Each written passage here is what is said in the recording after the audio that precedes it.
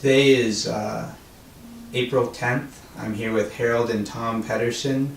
Harold served in the Second World War as part of the machine gun company attached to the 27th Regiment, 5th Marine Division, and he landed on Iwo Jima.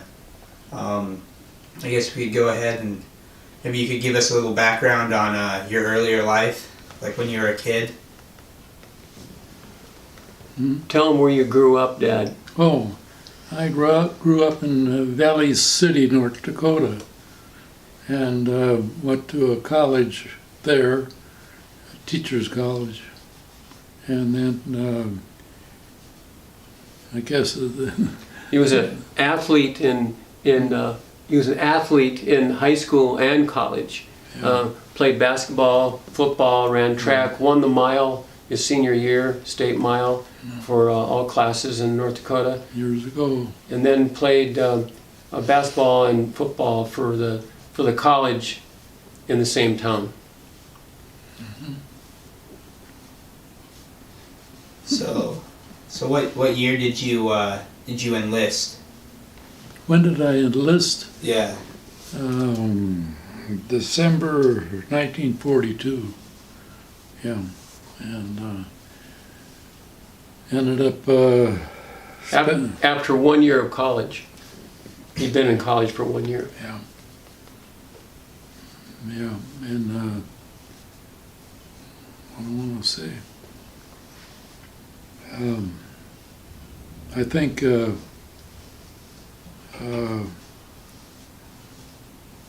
I like to run, among other things, but I find out that I could run as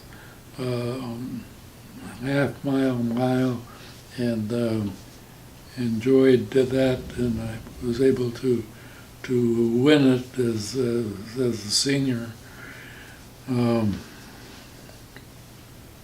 I guess decided that I should thought I'd go into teaching, and enjoyed working with young boys, and we had some very good teams, and matter of fact, we played a team out of Fargo for the state championship, and he ended up on a 7-7 tie.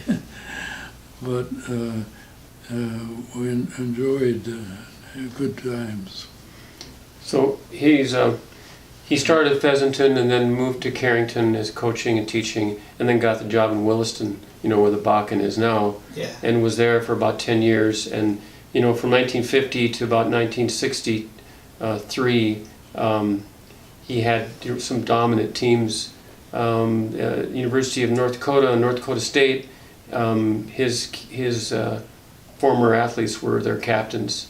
I think 8 or 9 of those captains came from a small town of Williston, which only had 5,000 or 7,000 people in it.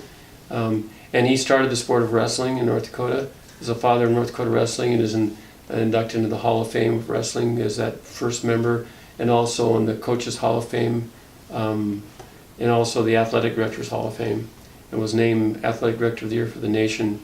Once he went to Williston, he was there, and then was offered the Assistant Athletic Director job, head wrestling coach and assistant football coach at the University of North Dakota in Grand Forks.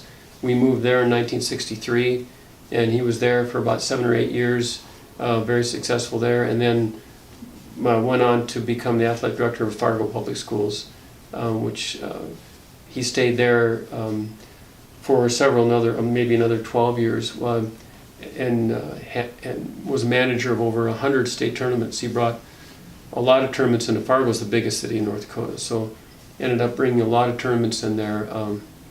That's when he won the Athletic Director of the Year for the nation. Retired and moved out here 30 years ago, and bought a place out by the lake, and started working with, refinished an old chuck wagon, and ended up being the cookie on cattle drives, in charge of desserts. He enjoyed that. Really changed a career path. A lot of people didn't even know he was a coach and athletic director when he was out here. They thought he was just a rancher or something, and really enjoyed that part of his life. So he's been retired for 30 years. Led a really healthy lifestyle throughout his life. Never smoked or drank. He's 93 years old. If his Achilles tendons hadn't been so boogered up on him, I think he'd still be able to be moving around pretty good. But those really kind of seized up on him not too long ago. But he's got a lot of athletes that come back to see him. Many of them generals in the Marine Corps, colonels in the Marine Corps that kind of went into that, I think, following Dad's lead, especially kids from the 50s. But they have reunions and they come back and see him. It's kind of neat to see the kind of respect they have for him as a coach and a person. A really a special relationship, wouldn't you say? Mm-hmm.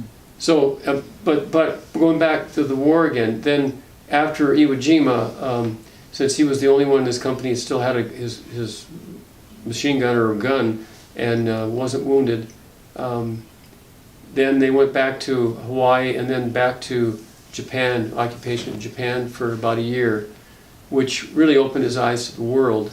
I think he realized he didn't want to live in a little small town America anymore, in the sense that he saw what it was like out there. And I think kind of broadened his horizons. Came back then, and when he was in Williston, used the GI Bill to get his master's at Northern Colorado, out of Greeley, Colorado. And a GI Bill allowed all those guys to come back and get education and step into the workforce. Probably one of the greatest things that our government ever did was that GI Bill. So he led his life of discipline. I think that he learned probably before he got to the Marines, but the Marines certainly didn't hurt that. They were a group of men, especially the Marines that came out of that war, that were great athletes, college students, quite a selection of the finest young men we had at the time. Mm-hmm. So it's sad to see a lot of those people die on Iwo Jima.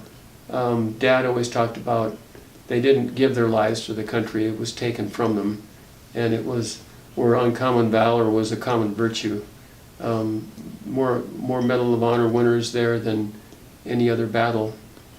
So he felt pretty fortunate coming off that island, because sometimes it was just the luck of where a grenade landed or a machine gun bullet hit. Can you remember some of your second gunners? Yeah. Atwood Wichita. Yeah. Was a Pawnee. He's Pawnee Indian. Yeah. And he taught him, what are some of the terms that he used? Pardon? He used some terms, some words that he had some unusual words he used, remember? Yeah. What did he say? Yeah. He would say toilet paper was moon polish. Yeah. And what was another one he used? Moon polish. Yeah, what else? What was another one? He had a couple others, didn't he? Do you remember a couple others he used? I thought he had a couple other things that he kind of put into his vocabulary. But anyway, so you remember the night before you landed on Iwo Jima, they gave him steak and eggs. You remember sitting and talking to a friend of yours on board that ship? Yeah. Do you remember what his name was? You played basketball against him in high school. Yeah. Anyway, when they landed, he was one of the first people they shot. He was shot and killed. You know, had to be a pretty, tough sight to see. Dad, why, I've always asked you this, weren't you just scared out of your mind when you landed? And you said you thought of it as an athletic competition. It was like a big game, like a sports contest. Yeah. And you felt that remember, how that being an athlete kind of gets you ready for game time. Yeah. And you thought that the Marines, especially so many of them were good athletes, were just go time. And I think that helped them just do what they had to do, even though, people were getting mowed down, moving up the hill, they went, it was a game plan, that's what they did. And Yeah, I think that it made a lot of difference. You were used to getting ready for a contest, you know, for your life. And some of them really didn't know what to expect and froze up, you know. But it's good. so as a coach, you know, when you coached your teams, you know, it wasn't life or death, but it was still, you had the discipline to do what you had to do, and everybody had a part of the plan, and everybody was supposed to do their part. And it was kind of like, you know, being in the Marines, in a sense that kids understood. They only had, you know, they don't, like coaching staffs today, they've got 15 coaches. Mm-hmm. Back in those days, there was maybe 2 if you're lucky. So you had to have discipline, or else it was just total chaos. So you chose another Marine as your assistant coach. Hmm? Remember George Yeah, was a Marine. yeah. You know, they were on the same page as far as what they had to do. Did they serve together, or No, where did George serve? Was George in the war? Yeah, Where was he? hadn't thought about it. He's on a different island, wasn't he? Yeah, Yeah. maybe Yeah. Okinawa or one of those? Okinawa or one of the others. yeah. But they had, you know, those guys had an unspoken bond. What they've been through. They didn't talk about it. It wasn't bravado. It was just, they knew what, you know, that life had already put them through hell. And you know, there wasn't anything else that they wouldn't be able to withstand in their life, because they'd already been through the worst. That kind of toughens you up, kind of buffets you. I remember one named Hollis Onsgaard, Hmm. a Yeah. friend of his Yeah, from Minnesota. yeah. We were just looking at his picture. Yeah, he was the Swede, correct? Yeah, yeah, Yeah. yeah. So, are there any specific recollections of the island you'd be willing to share? What do you remember about the island of Iwo Jima? What do you remember about the island? Well, that was the black sand, Yeah. volcanic black sand, and once we came across, started up, and you couldn't walk up it, and so you had to really crawl to get up above. You know, it was.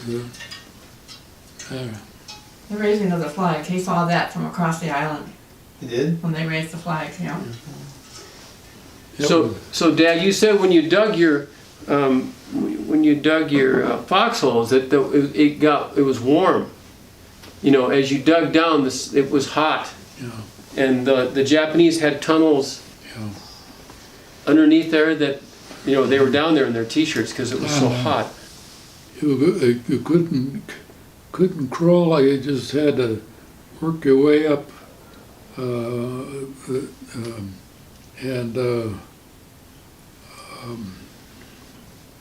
I thought so long ago I can't half the time, but it was a black sand and kept trying to move up. It was really difficult to get up. So, Dad, do you remember when one of your second gunners got shot? Yeah, You remember he got shot through right in the head? yeah. Anyway, they carted him off. Yep. He saw him later on in a Detroit airport and didn't realize he was still alive. There were a few other guys that he later on was able to have contact with, but he was never like a big time guy in the VFW or anything. I think for him it was just that happened and he wasn't going to dwell on it. You know, you go out to the VA sometimes and you see a lot of these guys still walking around in with their hats with the pins on and the jackets and everything on, and I think Dad never really felt like he had to prove anything or do anything that way. He said that also on the island, the atrocities of the Japanese was so great that you guys pretty much decided that nobody wanted to be taken captive. Because they knew, I'm sure you've read some of the things they did, that you pretty much would save one round for yourself. And the guys, they'd come up out of the tunnels at night behind the lines and sneak into foxholes. So didn't you have some passwords? Mhm. You had passwords at Yeah. night. So why don't you talk about that? What did you use for passwords? You remember more Well- things than... Well, Japanese couldn't say their R's. Huh? They couldn't say, S. yeah, They had trouble saying an S. yeah, Yeah. So we would... no, R's, Dad. Huh? R's, Yeah. Oh Yeah. so they would have words that were heavy with R's, and if you didn't say it right, you got shot, Yeah. because these guys, the Japanese would sneak up behind and get in foxholes, and the life expectancy of a machine gunner was awfully short. So there was I don't know if you've seen Letters from Home or Letters from Iwo Jima, Clint Eastwood's movie. So Tyler, my son, and so 3 generations of us were watching that. And at the end, when Eastwood's doing his jazz piano thing at the end, and they're just rolling pictures of the actual pictures of Iwo Jima, people were filing out of the theater. It was very quiet, kind of somber. And Dad's sitting there, all of a sudden he goes, "Hey, that's me. I didn't know I had a hole in my pants." The picture of him with a pile of shells sitting on his machine gun with a second gunner feeding shells, and that picture is in one of these books, but it was in Clint Eastwood's trailer of Letters from Iwo Jima. I'll have to try and find that and get that in the video. Yeah, let me just see if I can find it here. But so then when you went to Japan, what was your job in Japan? What did you do during the occupation? We were destroying any weapons, rifle, any type of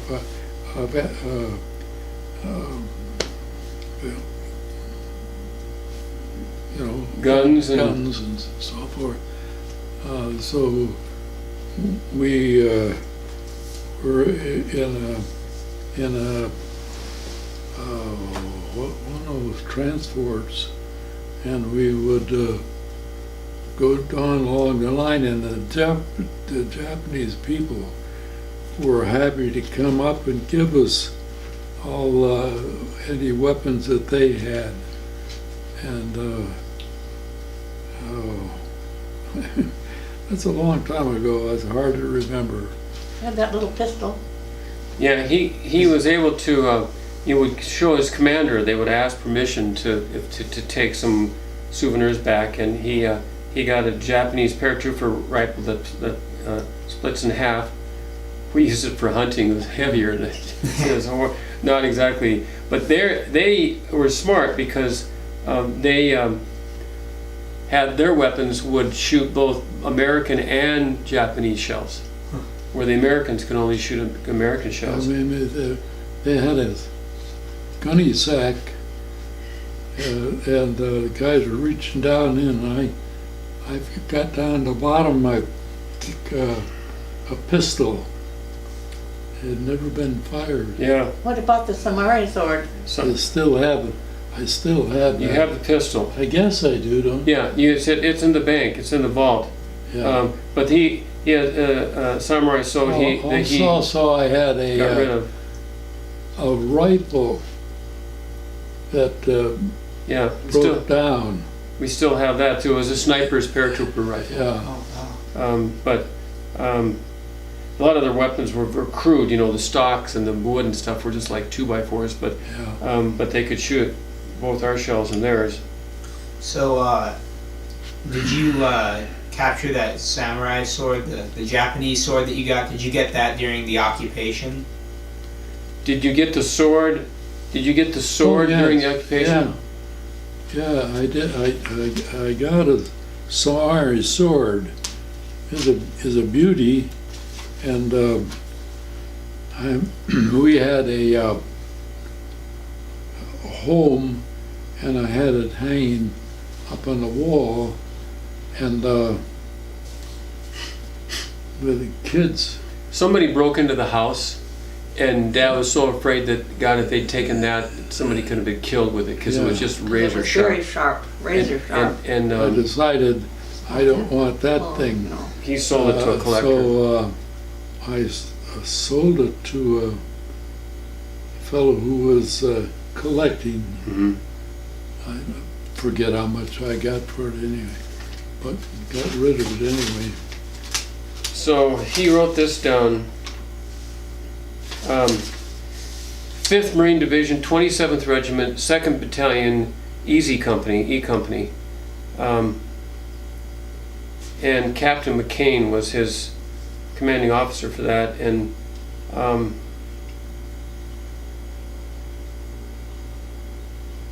he has a bunch of other stuff written down here, but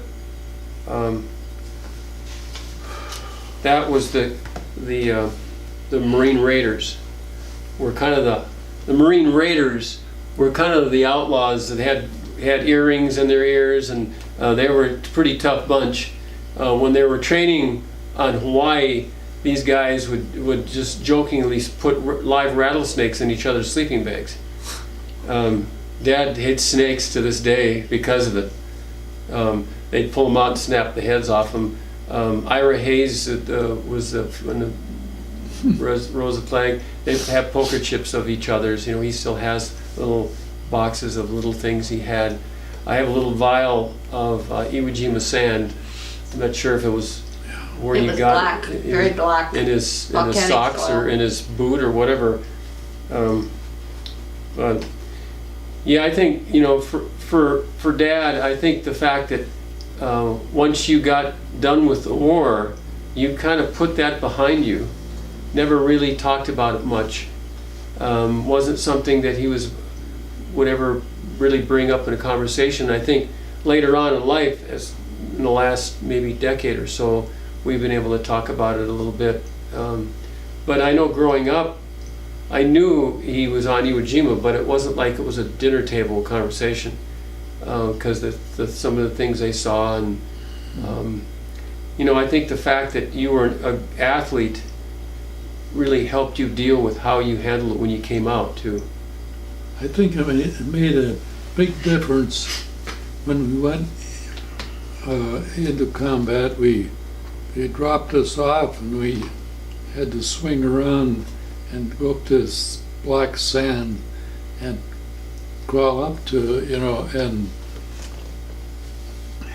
having been in athletics, it really was an advantage.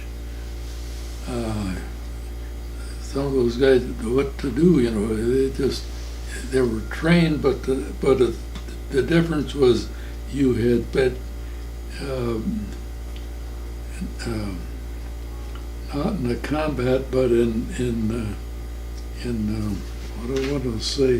Well, in competition, Yeah. in competition, yeah. you essentially some of these guys were leaders It before was they just natural got there. for you to get and go, and some of those guys weren't too sure what they were going to do.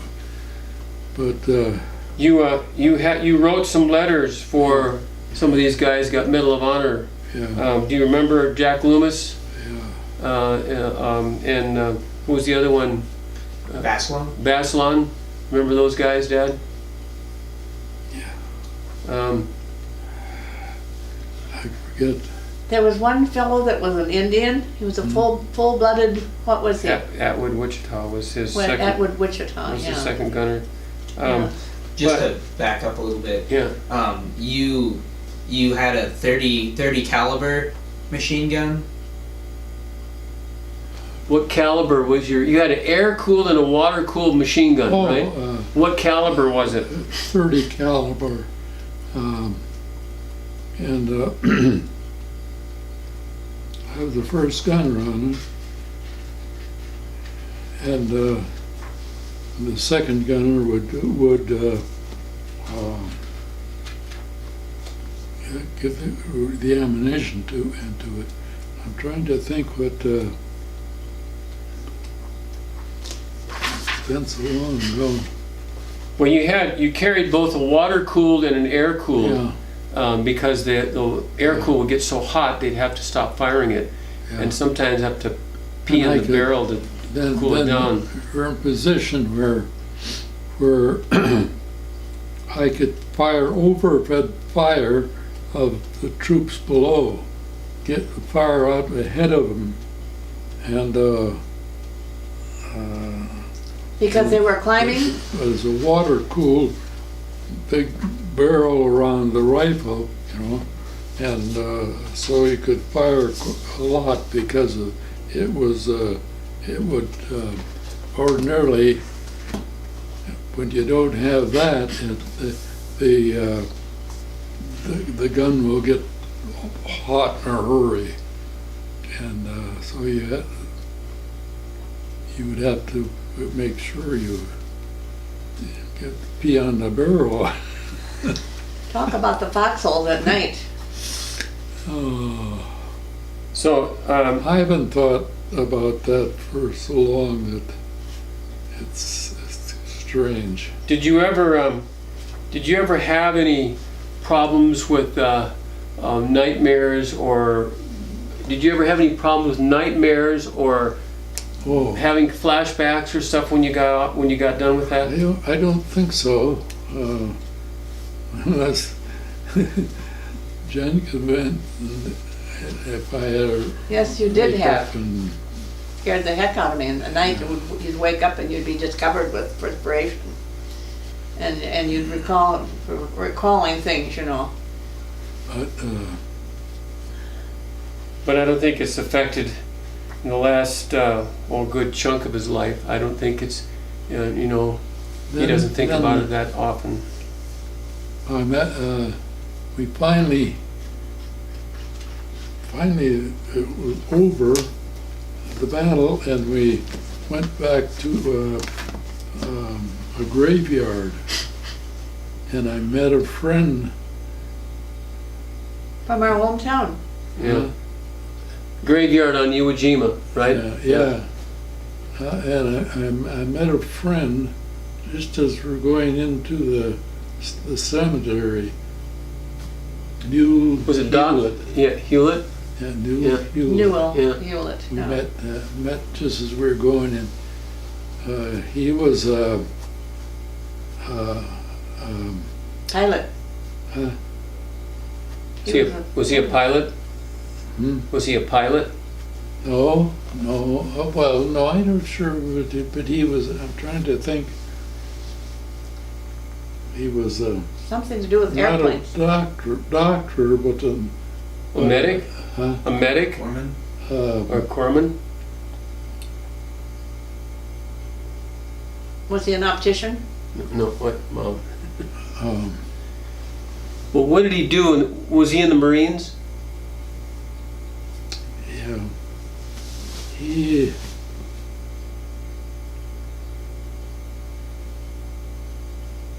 Well, it doesn't matter, Dad.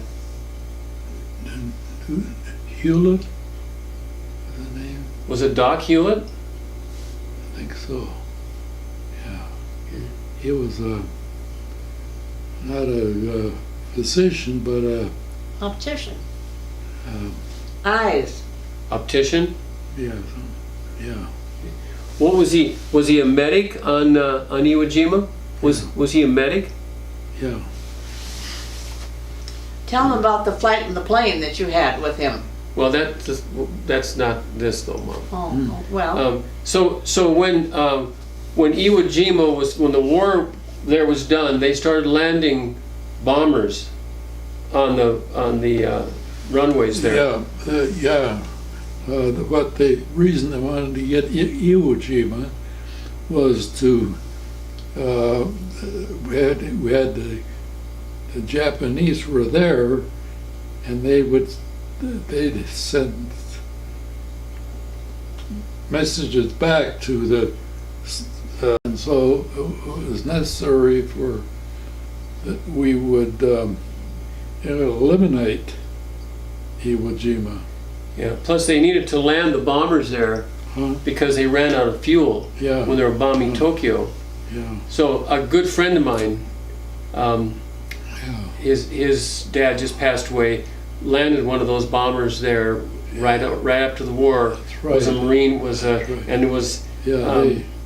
They gave them the bombers going to Japan, and if they have problems, they could land on Iwo Jima. because they didn't have enough fuel to get to Yeah. another island. So they essentially saved a lot of lives. Saved a lot of lives for the pilots.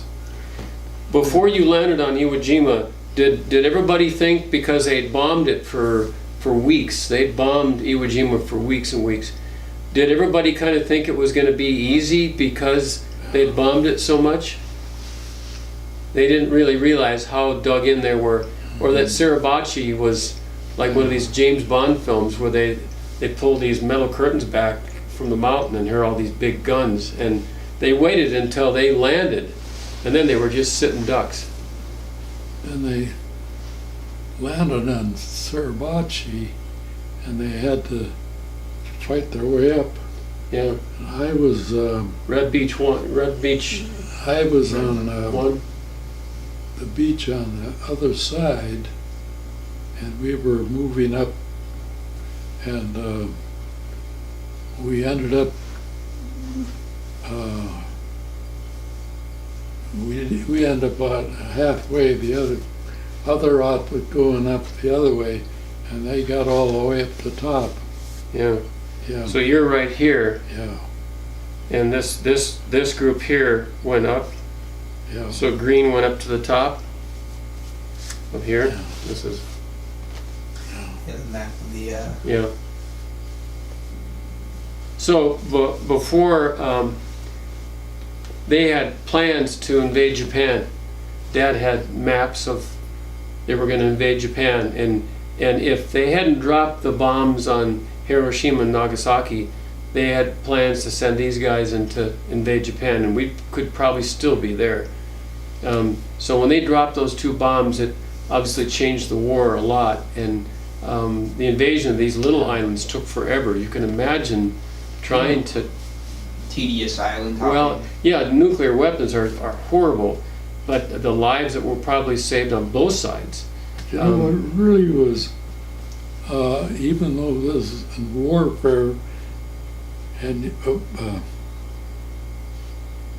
they wouldn't come out, and so we bulldozed over I didn't, a bulldozer came in, and we just buried those Japanese people Or use flamethrowers. and that just, even though I just thought, hey, this is a horrible thing, you know. Well, you said that on the island, the people that were Bury still them. living on the island were very friendly. No, there were no people living on the island. Mom. Just to bury him, Yeah. you know, did.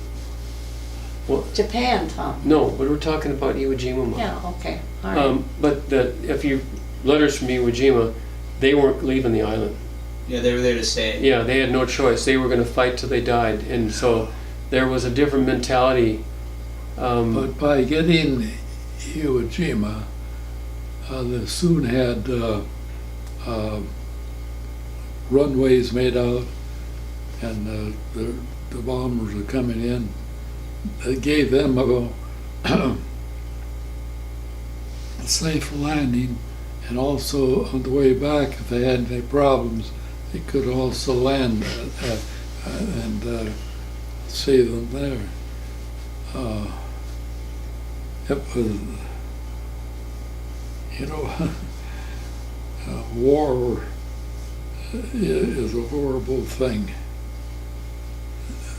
We glorify it in a sense, but it just horrible.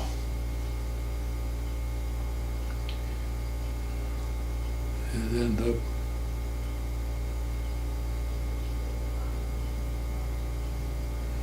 Well, we're lucky. We're lucky, grateful that that he made it through that, and that it everything we do shapes our lives, develops our character. And I'm sure, Dad, you wouldn't be the person you are today. You wouldn't be the person that you are today if it hadn't been for that experience. I think Had 2 brothers in the Navy and a sister in the Waves. And at that time, if you had service people serving, you get a little flag you put in the window and with the stars on it,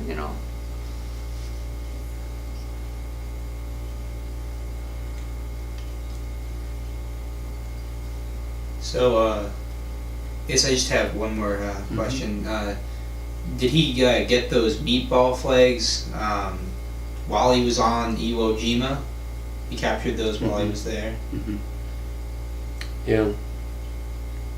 Were those just stuffed in the Japanese, their knapsacks or the packs that they had? Or? No, they would fly above the machine gun nests, or they were in the areas that they went in and confiscated. There weren't a lot of the Japanese that surrendered. And the strangest thing about it is that when Ben went to Japan, and they were wonderful people.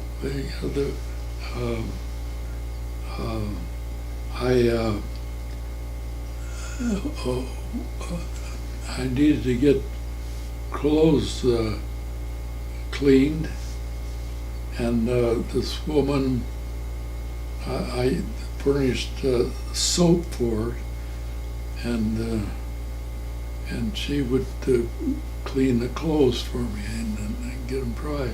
And she didn't want to take any pay for it, but said she could use the soap that she would need for her clothes. Just strange, I think to this day he still likes rice and tea.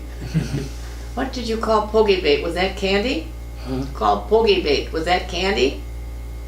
Well, he's talking about the rations. Oh, so when you got rations, you would trade his cigarettes or beer for the candy or the fruit or whatever else was in there.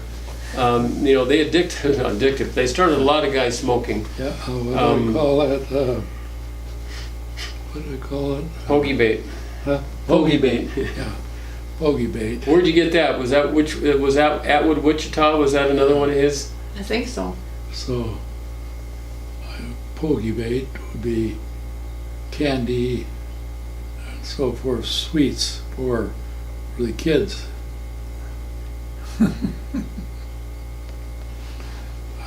Sometimes I hadn't thought about so long ago that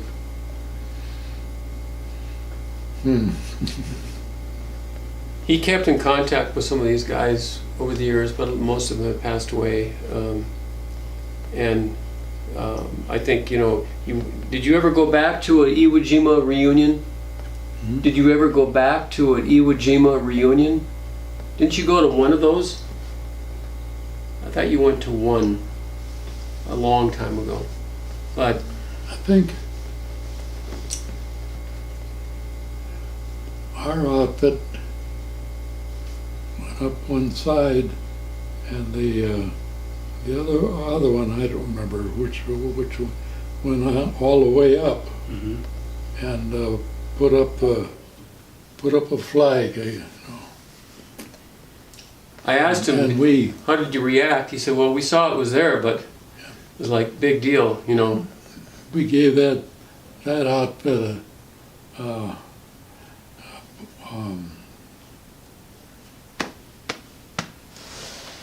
I think, trying to think of the word, but in other words, they were up for the glory. Yeah, yeah. It gave me a bad time. Who did you meet at the cemetery? No, Mom, we've already done that. Oh, okay.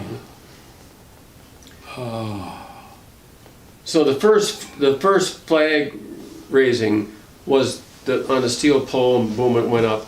Then they realized they needed a bigger flag, and they kind of got those guys up there to kind of reenact it again, and that was the famous one that ended up. And, I forget the fellow's name.